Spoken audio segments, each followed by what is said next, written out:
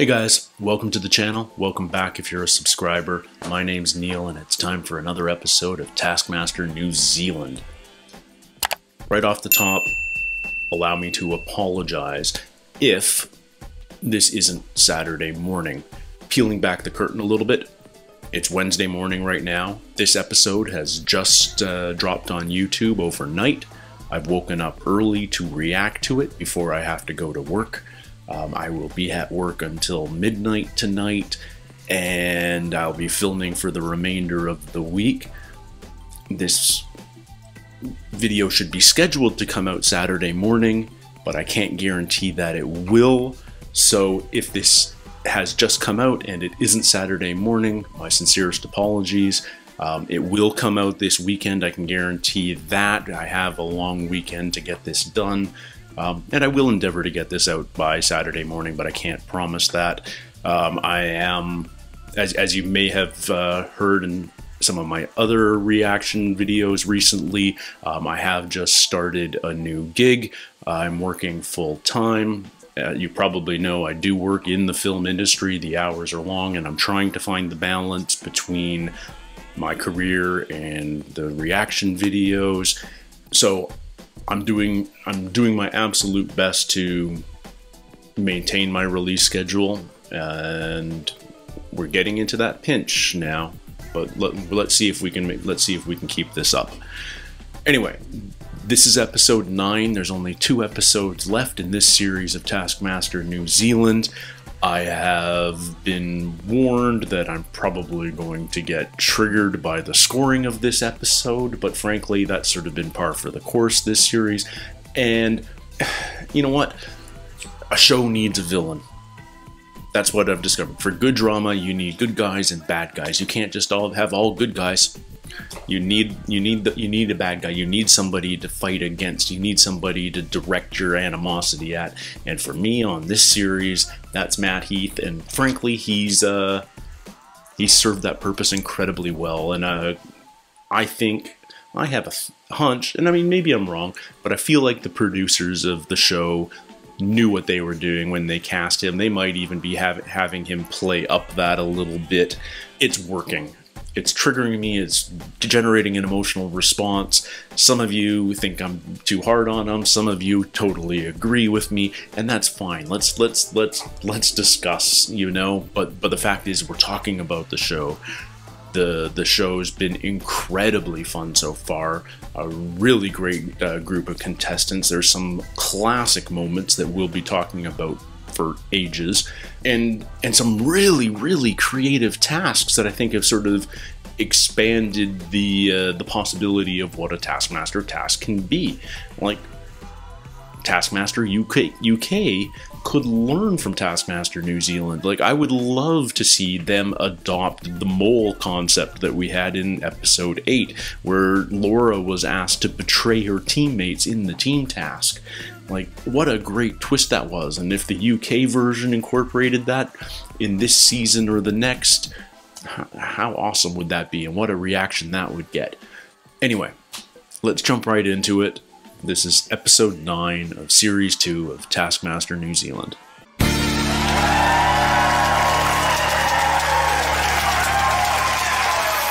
Tonight, we will watch what they've done, and I will decide who is best, who is worst, who is second best, who is second worst, and who is average, and who is middle. Musical episode where we sing instead of talking.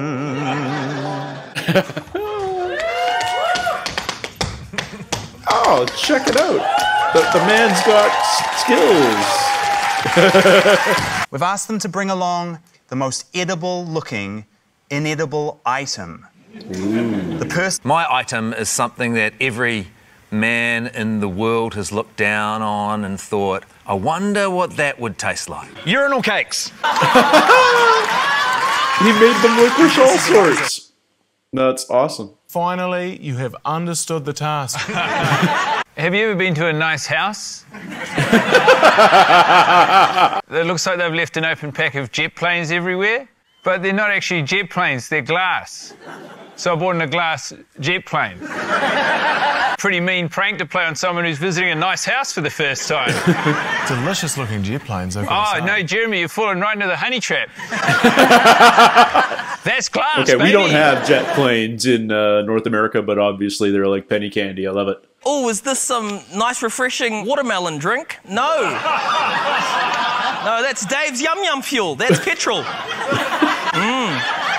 Yum Yum, don't eat it, put it in your car. I brought something that I only discovered once I moved to New Zealand. I brought in pineapple lumps.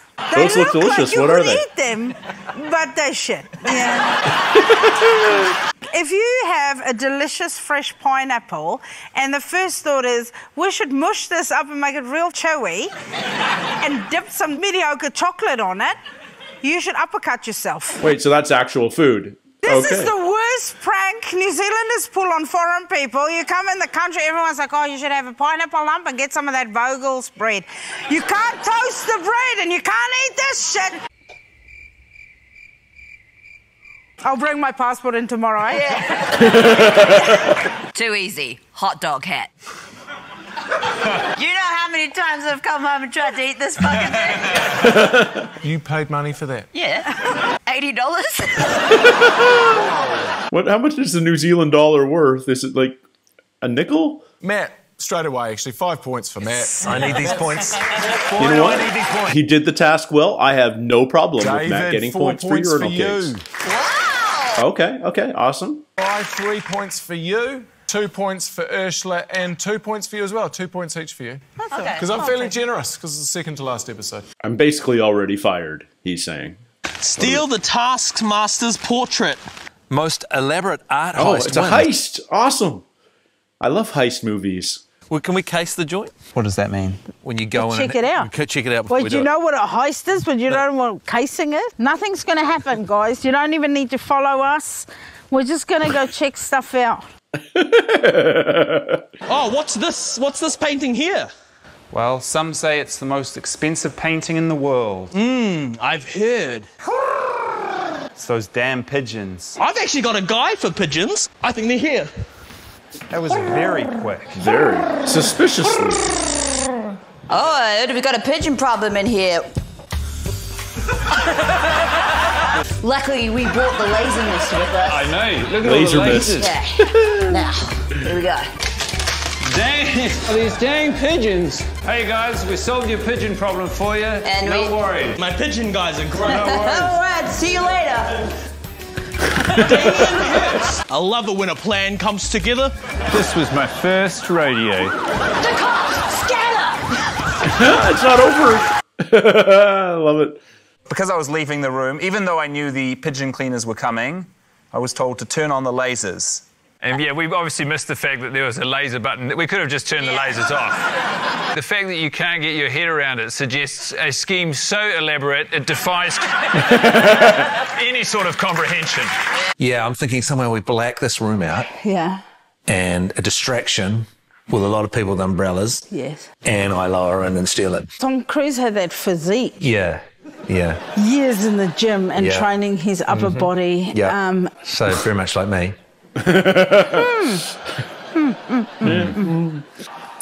Achoo.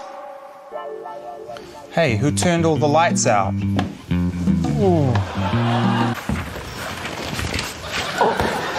the laser thing's a common theme. Maybe umbrellas in a laser grid wasn't the best idea. What?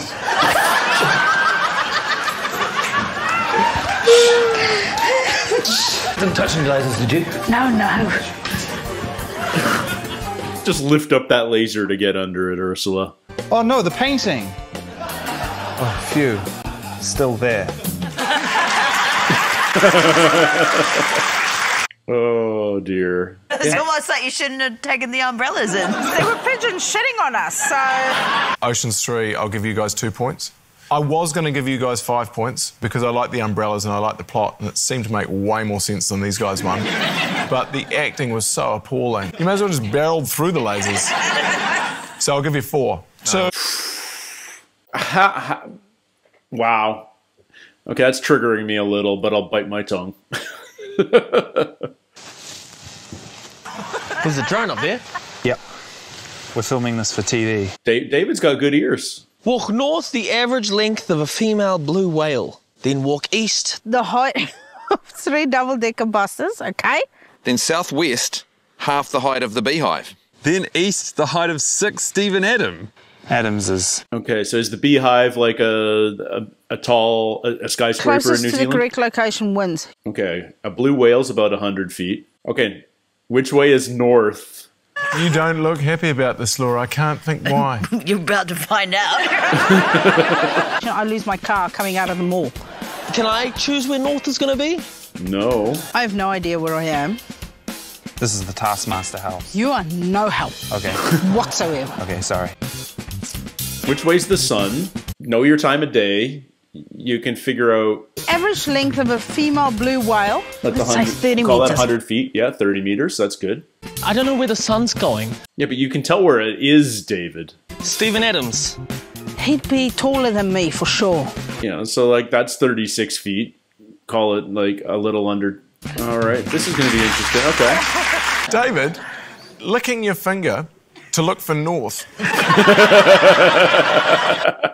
David was 10 metres 52 off. Whoa. And Ursula, 6 metres 06. Oh! Yeah. Because setting off in the right direction, you would think that's quite an important part of it. Yeah. Oh, so the other 3, not so much. Have you got a compass? Yes. Oh, It? Okay. that's you. super helpful. Do you have a compass?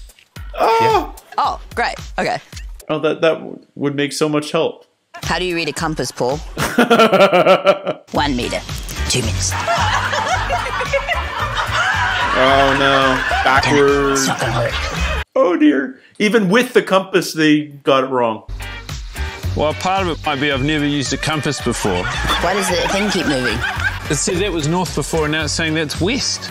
Both of those things can't be true. Nope. In fact, they're both wrong. Is this a faulty compass? It could be. Southwest. Half the height of the Beehive. Oh, that's a funky looking building. Oh, I think Guy's way off. Oh, they're both so terribly off. This feels really bad. Now everyone knows I don't know how to use a compass. Who writes measurements in Wales? Oh dear. Well, did you give them a broken compass? I might have. But I do keep it in the same pocket as my magnet. No! In terms of distance, That's these two were awesome. incredibly close. Guy, 30 metres 97.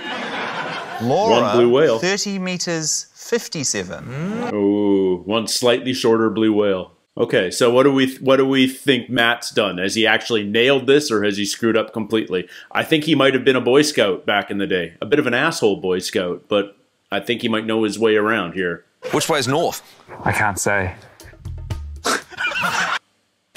If I was doing this in New Zealand, I would definitely have to remember that the sun goes through the sky. Is this one of the things where the umbrella is just where it was at the start?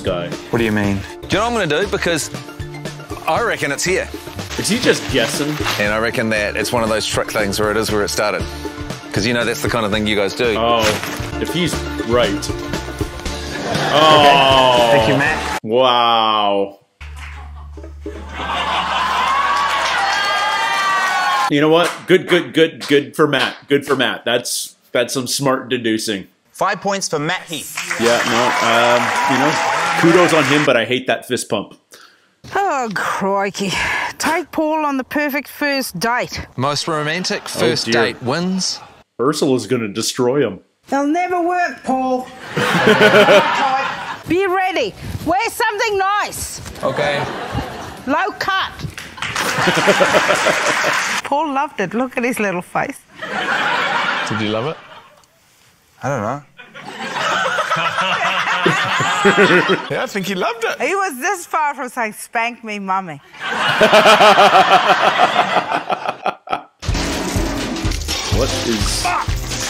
What is he trying to do? Hey, baby. Go follow the flowers outside. Okay. So I made some red milk. Might be a bit presumptuous. I don't want you to do anything you don't want to do, but Just thought we could have a bath. First date bath. Oh, this is terrible.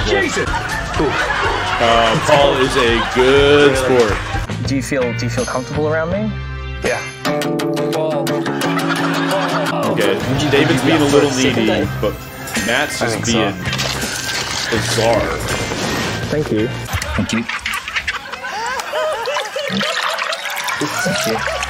Got a second date, yeah. I got David's a sweetheart. On your first dates, is that something that you normally do? Yeah, I am single. I'm really struggling to get to that second date. Did you show me how to do a three-pointer? Okay. I think you need to come behind me to do it. Okay. Okay. Should I? You keep moving backwards. Well, I don't know. I'm just. Okay. With this hand, just flick and hand in the hole. Would you say this is a perfect date? Yeah, I reckon. Bon appetit. Well, you can have it. No, I want you to have it. Here, I got you a juice. This is not the tactic I thought Ursula would pursue after this entire season. Aww. That was well orchestrated. I think you kind of sucked it out. Quite gross in reality. It looked better when the dogs did it. So clingy. God. Ursula's definitely grown on me over the course of the season. Would you like to come on a whirlwind adventure? Yes, please. Welcome to beautiful More green screen. These are my least Miami, favorite Florida. Feeling thirsty, my dear? task Allow interpretations. me to mix you a non-alcoholic pina colada. Tell me a little about yourself. So we come to Barcelona to watch one of the great football teams play football against your favourite team. Fulham. Go to Fulham! They've won the Champions League! Stoked with that. Welcome to Gay Paris! And what better way to They win the pina celebrate colada. than the national drink of France? The remnants of a pina colada. I don't like the green screen, but I like what Guy's doing. Like,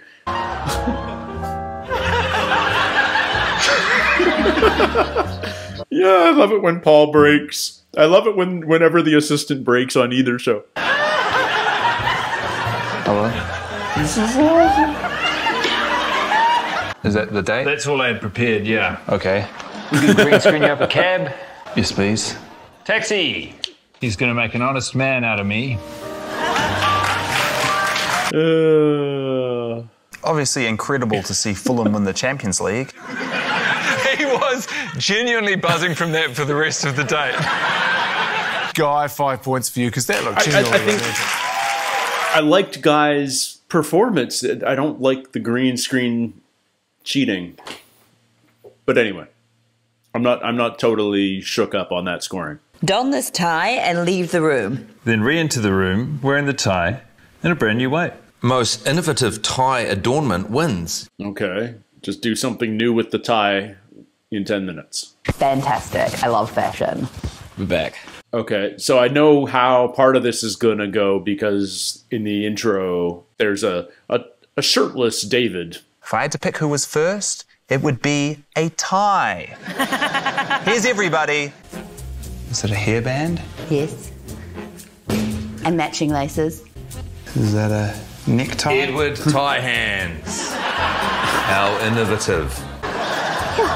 So it's a hat? Uh-huh. For the race. Hello. Is that the tie? Yeah.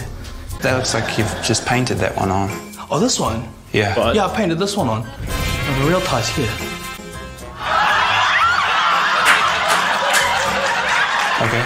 Is everything inside? I'm not looking. I'm not looking either. David is not afraid of getting naked. Can you get them to blur the pubes out? Because if I move, it might fall out the side.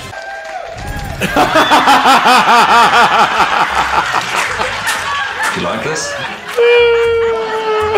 They both did it. They both did it. That's some quality vis effects if you want me to. blurring there. Well done. Just a little bit of closure. Thank you, Guy. I'm not going to walk sideways. Thank you. Great minds think alike. What could he do with ties on his hands? Not a lot. Tidy up. Oh, he can tidy up.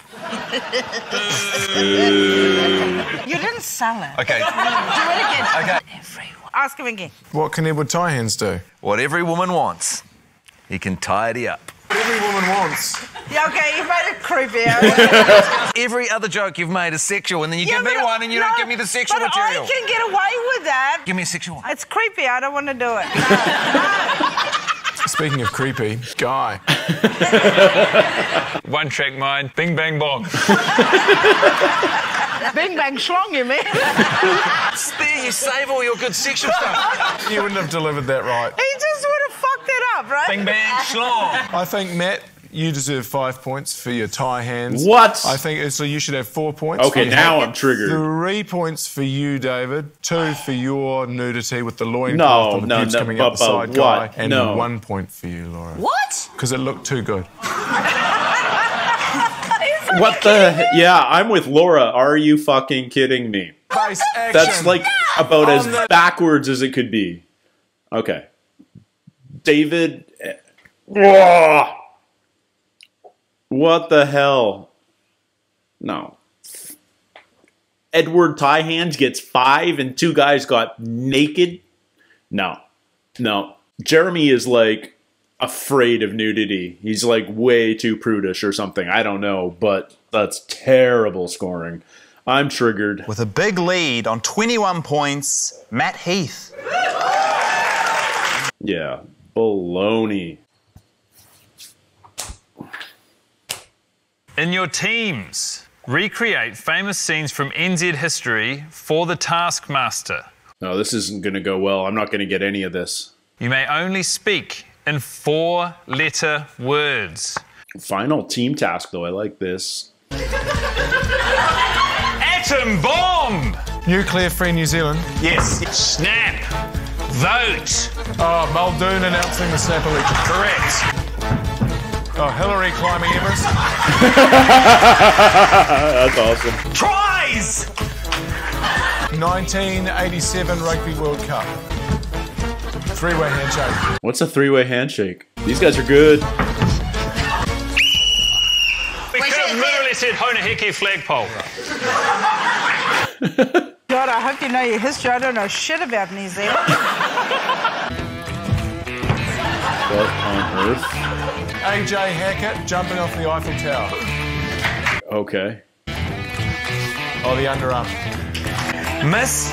Oh, Lorraine Downs, Miss Universe 1983. Shit. Jenny Shipley becoming the first female Prime Minister of New Zealand. King wins. Oh, Lord of the Rings Yeah. wins 11 Oscars. Yeah. Oh, yeah. Vote. Women getting the vote, 1893. Man, they're nailing this.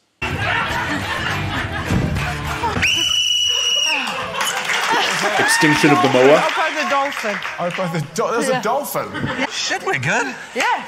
You know what? They did well. For one of those, they did use the word tries, which is 5 letters. Okay. Oh, so you're fucking autocorrect over here now. TRYS.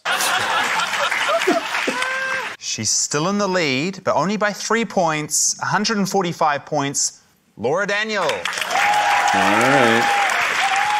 On 26 points, Matt Heath. Yeah, because he was like favorited by the Taskmaster all episode long. Thanks for your company, Nut.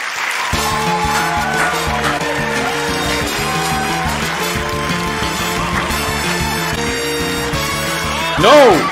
Did he just drink? I hope that's not really petrol, because he just drank gasoline. I've ranted about this before, so I question whether what I'm about to say is going to go over well or not.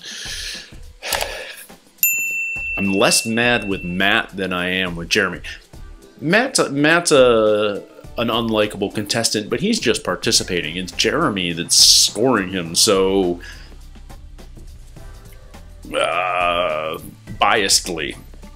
And I think, you know, it has to do with the fact that they work together. Clearly, they like, I know they do their radio show in New Zealand together, and I suspect they just think on the same wavelength a lot. And unfortunately, it's an uncreative, unentertaining wavelength, and it results in Matt getting more points than I think he deserves. I get that it's subjective. I get that it's the Taskmaster's decision. It's just, it's a shame. It drives me frickin' nuts. It drives me frickin' nuts when he gets 5 points for cutting up a tie and putting it on his fingers, when 2 other guys were willing to go 99% nude, and in one case, paint on their chest. Yeah, anyway. Triggered.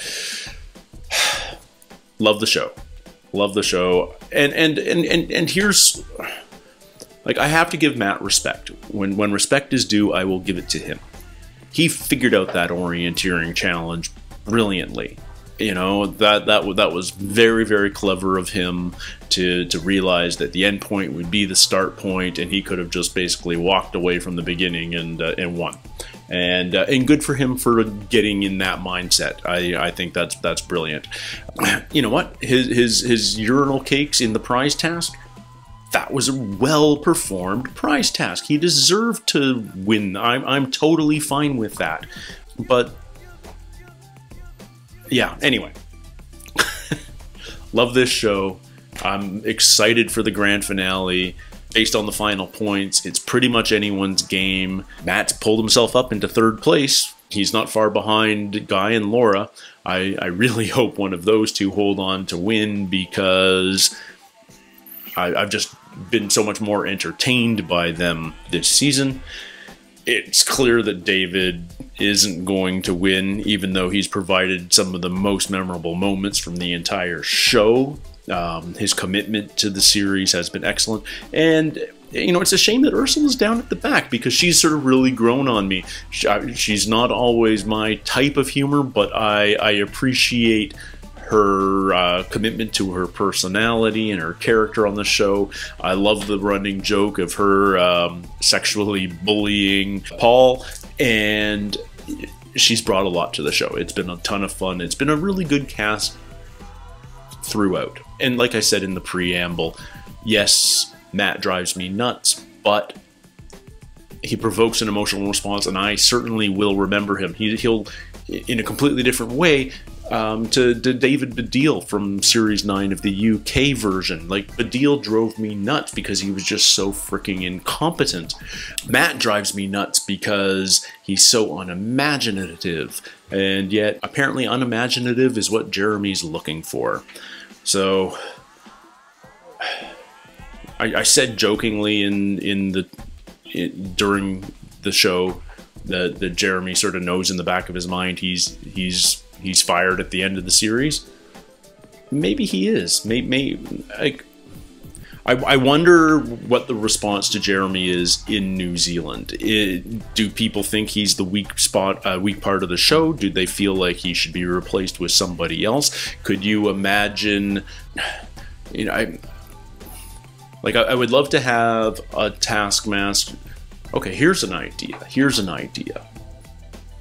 Like, I'm just thinking, who would be passionate about it and bring something entertaining to the table. And my first thought was, you know, Guy or David, but I don't think either of them have the personality type to be sort of the straight but serious man. That line that Greg Davis walks so well, where he's serious and he's a disciplinarian, but he also knows how to crack a really good joke. I don't think Guy or David necessarily fits that mold.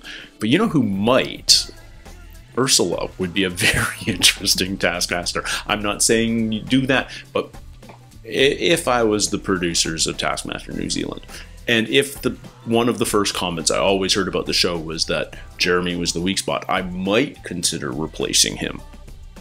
And it would be interesting to replace him with a female Taskmaster. That might be an interesting take on the show. And who knows? Anyway, that's just me spitballing. Thank you guys so much for joining me. We're going to have to wait a week until episode 10, the series finale. Let's look forward to it all together. I'm looking forward to it. It's been a ton of fun this whole season. And until then, guys, take care, stay healthy, and we'll see you soon. Cheers.